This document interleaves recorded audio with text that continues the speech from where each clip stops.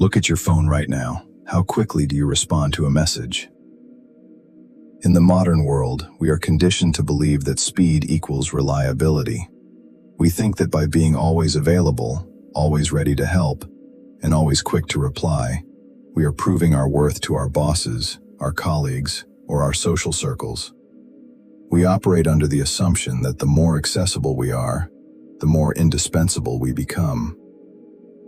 But human psychology does not reward constant availability. It penalizes it.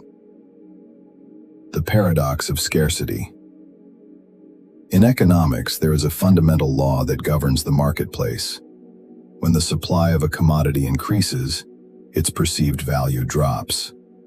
Gold is valuable because it is rare, requiring immense effort to extract. Dirt is worthless because it is everywhere, requiring nothing to obtain. This exact same law dictates human relationships and social architecture. The moment you become universally accessible, the moment people know they can reach you at any hour, on any day, with absolutely zero friction, your psychological value plummets. You stop being treated as a high-value priority, and you become an ordinary convenience.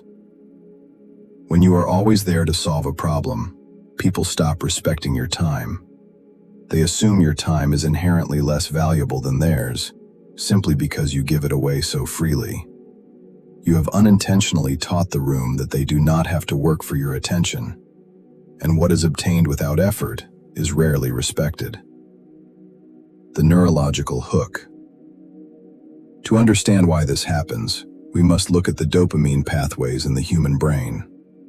Behavioral psychology shows that human beings are not motivated by certainty, they are driven by anticipation. When you reply to a message instantly, you eliminate all mystery. You become a predictable variable. The other person receives your text, feels a minor spike of satisfaction, and immediately closes the app. You have fulfilled their expectation perfectly, leaving no room for lingering thoughts. But when you introduce a deliberate delay, something entirely different happens. The vacuum of your absence forces their mind to focus on you. They wonder why you haven't answered. They ask themselves what you are doing, who you are with, and what is occupying your focus. This subtle state of uncertainty triggers a prolonged release of dopamine. By remaining unavailable, you occupy their mental real estate far longer than any instant reply ever could. You aren't ignoring them. You are forcing their brain to prioritize you. The corporate illusion. Consider the professional environment. Many corporate workers fall into the classic trap of the worker bee. They answer every email within 2 minutes, accept every extra task, and stay online late into the evening. They believe they are demonstrating leadership capability.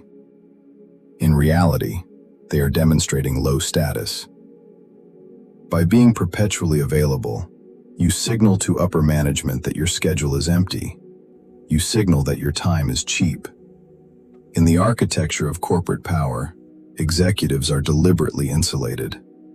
They are hard to reach, protected by layers of scheduling, and hyper-selective with their presence. When a worker bee is always available, they are viewed as a tool to be utilized, not a strategist to be promoted. They become the person everyone relies on to do the heavy lifting, but the person everyone bypasses when it is time to award true authority. True power does not beg for tasks, it manages its energy. The power of the ghost presence. Historically, the most brilliant strategists understood that overexposure breeds contempt. If a leader is seen every day walking through the market, speaking to everyone, and participating in trivial debates, the illusion of their authority dissolves.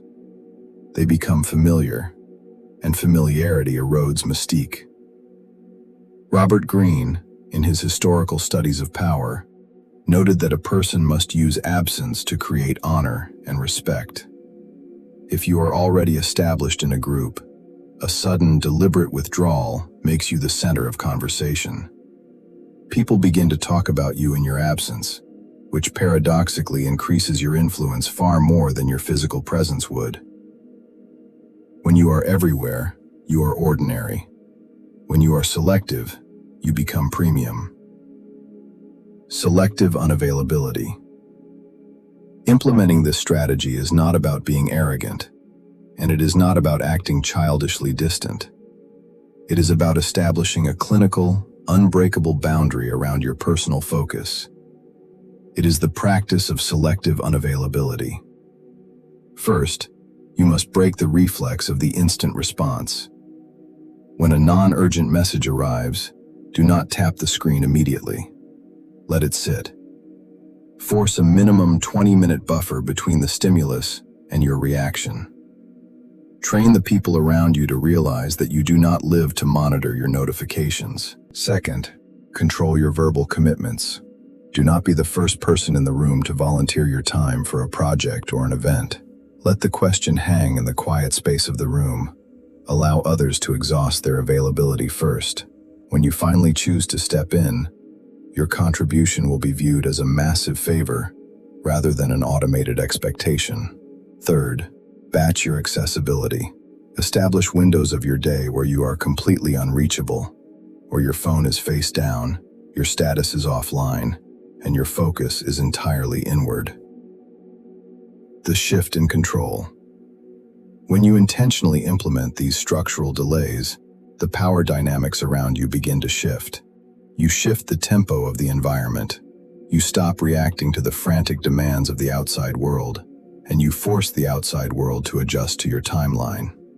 When a person who is usually unreachable finally answers a call or enters a meeting, the room falls quiet. People hang on their words. Their presence feels like a rare resource, a reward that had to be earned. The people who are always accessible are the ones who are constantly managed by others. The people who control their own availability are the ones who manage the room. The next time you feel the anxious impulse to reply, to volunteer, or to show up just to prove your relevance, pause, put the phone down, take a step back, let them wait. Because the individuals who are forced to wait for your attention are the exact same ones who will ultimately respect it.